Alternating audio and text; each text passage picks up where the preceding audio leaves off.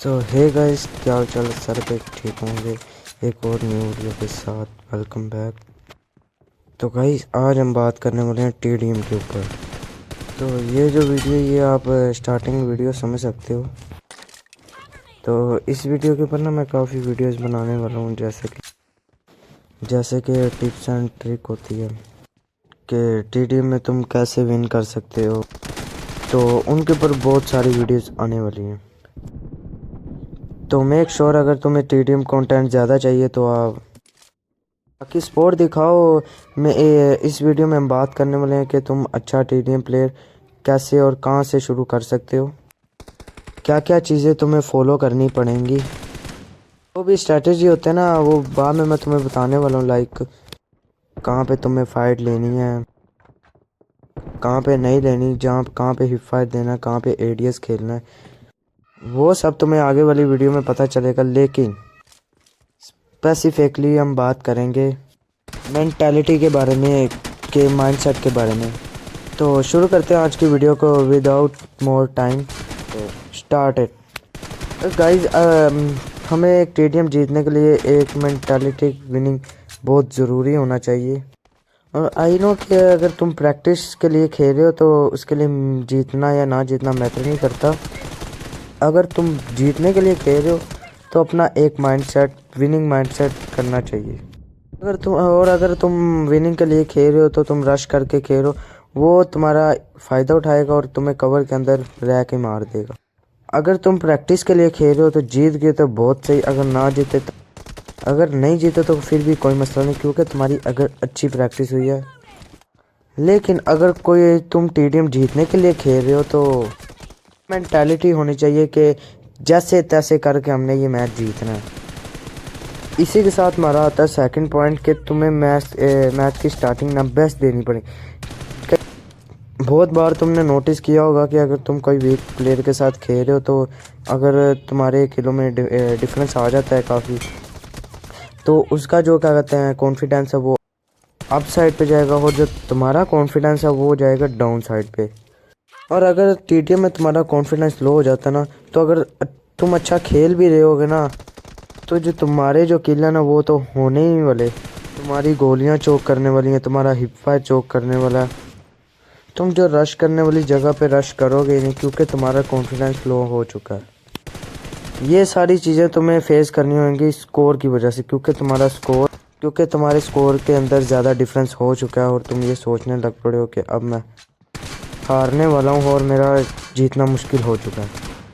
तो बेटर यही होगा, अगर तुम कोई भी मैच खेल रहे हो, अगर तुम्हें जीतना है ना, तो तुम्हें मैच की स्टार्टिंग अच्छी करनी पड़ेगी। तुमने ज़्यादा किल्स की लीड नहीं देनी है।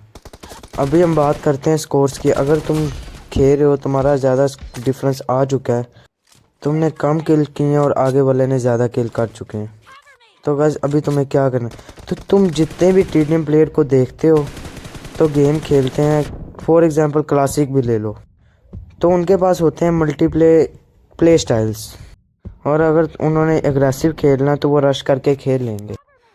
लेकिन अब अगर कभी ज़रूरत पड़ती है कि उन्हें सिंपली खेलना है, कि एक बंदे को फील भी ना हो कि कैंप कर रहे हैं, बस नॉर्मल खेलना है, थोड़ा सा कवर में खेल पाए बिना फील कराए बंदे को, तो अगर ऐसी प्ले स्टाइल तुम्हारे पास भी होंगे, तो अगर तुम अग्रेसिव में नहीं मार पाए हो तो तुम स्विच करोगे अपनी कवर वाली प्ले स्टाइल पे। थोड़ा सा कवर करोगे, कैंप नहीं करोगे। ऑल जो टीडीएम प्लेयर्स हैं ना, वो बहुत कैंप करते हैं, मैं साफ कह दे रहा हूँ। मैं झूठ नहीं बोलूँगा, पर मैंने कई टीडीएम प्लेयर्स ऐसे देखे हैं कि मतलब कि 5-6 किल करी जा रहे हैं। इसी वजह से जो हमारे किल्स की लीड है वो ज़्यादा बड़ी होगी एंड वो मैच हार गया। तो आपके जहन में भी ये सवाल आ रहा होगा कि भाई मतलब कि एक दफ़ा गया तू, 2 दफ़ा गया, मर ही जा रहा है, तो उधर से बार बार क्यों जा रहे हो। तो भाई मुझे पता था उसका स्ट्रॉन्ग पॉइंट वहाँ पे और मेरा वीक पॉइंट वहाँ पे, इसलिए मैं बार बार जा रहा था कि मैं शायद उसको मार पाऊँ, कि मैं टेक्निक सीखूँ कि वहाँ पे कैसे बंदे को मार पाऊँगा मैं। क्योंकि मैं मैच जीतने के लिए नहीं खेल रहा था, क्योंकि मुझे हार जीत की पड़ी नहीं थी, इसलिए मैं एज अ प्रैक्टिस के लिए मैं खेल रहा था। मुझे कोई नहीं था कि हारूँ या जीतूँ, कोई मसला नहीं था, मैं जस्ट प्रैक्टिस के लिए खेल रहा था। तो वापस आते टॉपिक पे कि यहाँ पे मैं बात कर रहा था प्ले स्टाइल की, कि तुम्हें कवर में रह के भी खेलना पड़ेगा और एग्रेसिव भी खेलना करे, रश भी खेलना आना चाहिए, मतलब कि तुम्हें दोनों प्ले स्टाइल खेलना आना चाहिए। तो तुम्हें खेलना स्विच करना भी आना चाहिए कि जहाँ पे तुम्हें कवर रह के खेलना है, कहाँ पे तुम्हें एग्रेसिव या रश करके खेलना है। जहाँ पे तुम्हें ज़रूरत पड़े रश खेलना वहाँ पे रश खेलो, जहाँ पे तुम्हें ज़रूरत पड़े कवर में रह के खेलना है, होल्ड करके खेलना वहाँ पे होल्ड करके खेलो। लेकिन मेरा एक रूल है कि अगर तुम प्ले स्टाइल चेंज करके खेल रहे हो, जैसे कि अब अगले बंदे के 5 किल हो गए हैं, 5 या 4 किल जितना भी तुम ले लो, तो वहाँ पे हाईएस्ट किल हो सकता है। मेरे लिए 5 किल है, अगर 5 किल हो तो मैं अच्छे से मतलब कवर कर लेता हूँ।